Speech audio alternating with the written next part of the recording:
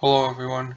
For this tutorial video, I'd like to explain the very basics of how to edit the shapes, such as moving or rotating them.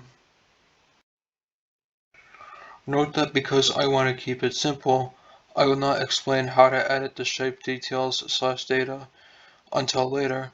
For now, it is simply editing the shape overall. So for this tutorial, we will not need any of the tabs except for the basic layout. In particular, you will see the buttons on the left give you all of the options on the layout screen.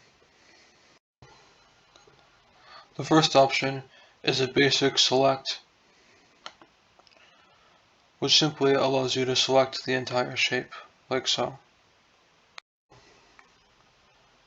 You will notice an arrow on it as well, which simply allows you to select different subtypes of the select option, such as select according to box, select according to circle, or select according to a lasso type selection, like so. The next option is the 3D cursor, which is used as a pivot point for some tools I will explain later. By clicking on the cursor button, simply allows you to change the location of the cursor, like so. The next option, Move, allows you to move all of your selected objects, like so. You can click on the arrows as I've been doing to move along a particular axis, or you can click on the shape directly to move it freehand.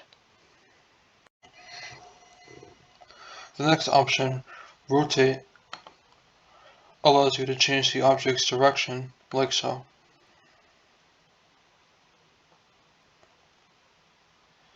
You can either rotate it freehand or rotate it around a particular axis, just like Move.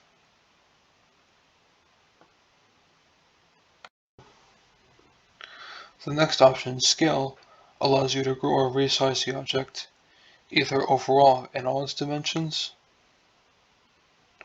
or along a particular axis. The final of the basic transforms is called Transform, and is simply a combination of move, rotate, and scale at the same time. The very last of the basic layout options allow you to add a comment called Annotate, make a measurement, or add a new object. Now that I've explained the very basic types of transforming your object, I can explain how to edit the object data in the modeling tab in my next tutorial video. See you then.